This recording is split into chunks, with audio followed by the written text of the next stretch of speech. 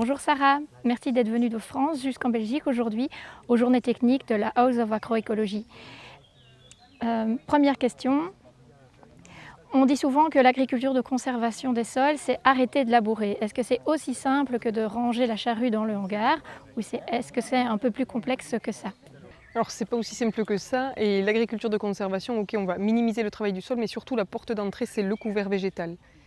Et le couvert végétal, il est valable pour tout le monde, qu'on soit bio, pas bio, avec ou sans travail du sol. Et c'est parce qu'on maîtrisera correctement le couvert végétal qu'on pourra ensuite limiter le travail du sol.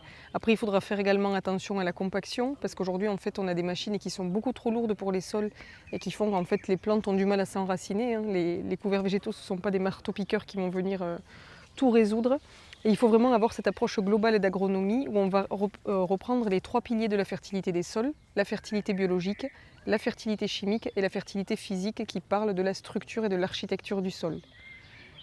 Quel conseil donnerais-tu à un jeune qui veut démarrer en agriculture de conservation des sols? Alors je lui dirais de surtout pas partir tout seul.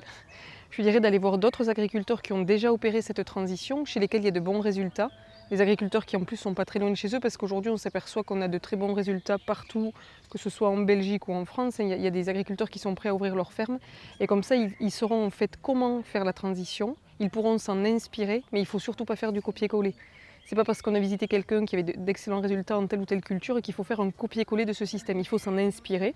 Si par exemple vous allez voir quelqu'un qui fait du colza, du blé, de l'orge, ça ne veut pas dire qu'il faut faire colza, blé, orge. Vous pourrez peut-être continuer de faire vos cultures avec des pois, des haricots ou autres, mais c'est comment on va adapter ces principes agronomiques sur la ferme.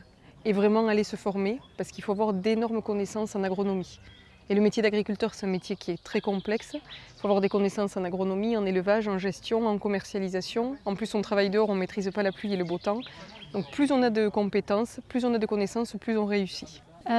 Durant ta présentation, tu as parlé de challenge. On voit les changements climatiques, le réchauffement climatique, les guerres, le prix des intrants qui fluctuent énormément.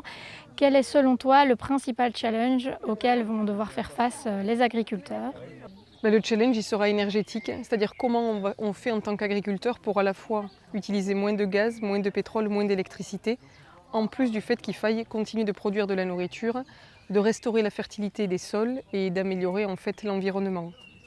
Pendant ta présentation, tu as communiqué énormément d'enthousiasme, c'est super chouette, mais du coup, est-ce que ça t'arrive aussi d'avoir des phases de doute et comment tu fais face dans ces cas-là?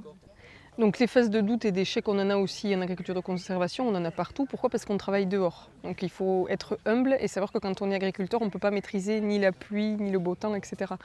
Les phases d'échec, en fait, on va aussi le faire prendre le dessus en allant voir d'autres agriculteurs qui peuvent nous expliquer pourquoi il y a eu tel ou tel échec. Mais il faut savoir se remettre en question et considérer que rien n'est jamais acquis. Et si tu devais tout recommencer à zéro demain, est-ce que tu changerais quelque chose ou tu ferais exactement tout pareil? Je rajouterai encore plus d'animaux. Parce que pour qu'une ferme fonctionne correctement, c'est les systèmes qu'il y avait à l'époque, c'était la polyculture, polyélevage, où chaque animal en fait a une fonction au niveau de la ferme. Mais depuis la Deuxième Guerre mondiale, il y avait du pétrole pas cher, de l'engrais pas cher, donc petit à petit on s'est mis à spécialiser les zones de production, à enlever les animaux plus ou moins des fermes, et aujourd'hui les limites du système sont liées à ça aussi.